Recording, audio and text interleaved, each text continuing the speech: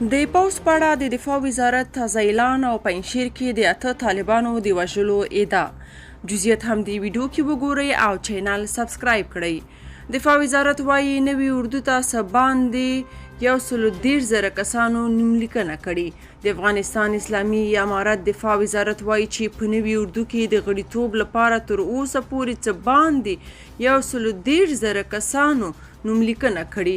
د یاد وزارت ویان عنایت الله خوارزمي ویلي چې دفاع وزارت پلان لري څو په هیواد کې 150,000 کسیزه اردو جوړه کړي او په خبره یې په دې برخه کې جدي کار روان دی.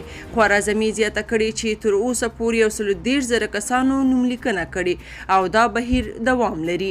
هغه ټینګار کړی چې د نوملیکنې بهیر په بشپړېدو سره به افغانان د یوې مجهزې خپلواکي او ژمنې اردو شاهد وي.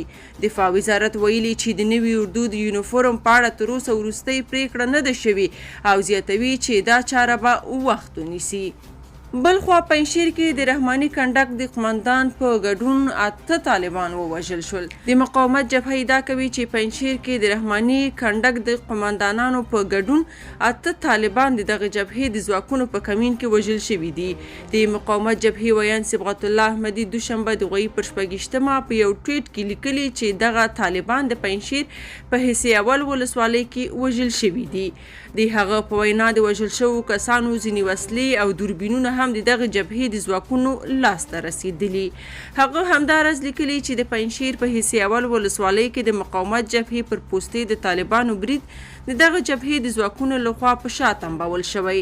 طالبانو تر اوسه په دې اړه څه نه دي ویلي. د ویلو دا له څو ورځو راهیسې د پنجشیر په دره ولسوالۍ کې د مقاومت جبهې او طالبانو ترمنځ نښتې اوس هم دوام لري. که په دې اړه څه نظر لرئ په کومنټ کې شریک او چینل سبسکرایب کړئ.